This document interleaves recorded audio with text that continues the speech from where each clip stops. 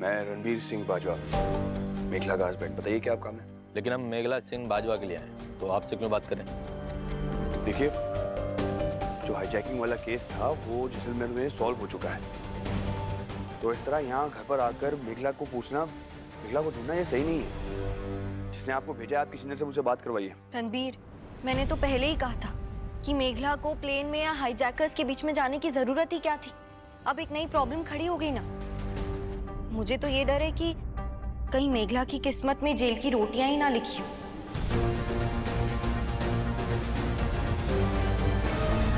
Inspector साहब, मैं हूँ मेघला सिंह बाजवा। आपको जो बात करनी है आप प्लीज मुझसे कीजिए। हमें ये समझ में नहीं आ रहा है, आप सब इतनी टेंशन में क्यों आ रहे हैं?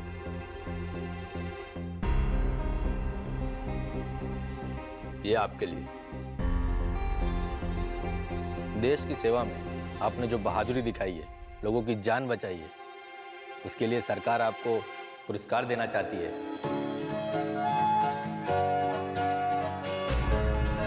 मैं आपको एक आखिरी बार अच्छी तरीके से समझा देती हूँ।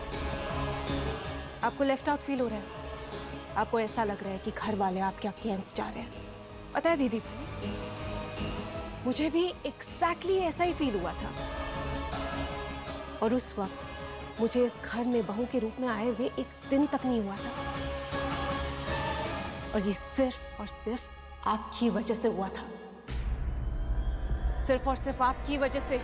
मेघला, एक सेकेंड, मैं जानती हूँ आप रणबीर से प्यार करती हैं, शादी करना चाहती थी उनसे, लेकिन आपको ये सच्चाई का सामना करना पड़ेगा कि रणबीर आपसे प्यार नहीं करते हैं। ना वो तब करते थे और ना ही वो अब करते हैं।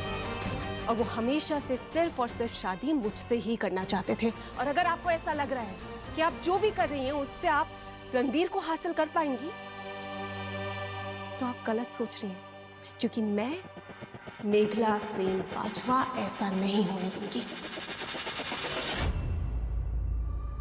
तुम्हारी इतनी हिम्मत, बहुत अहंकार हो रहा है ना तुम्हें अपनी खुशियों पर। तुम्हारी सारी खुशियां मैं तुमसे छीन लूंगी मेघला।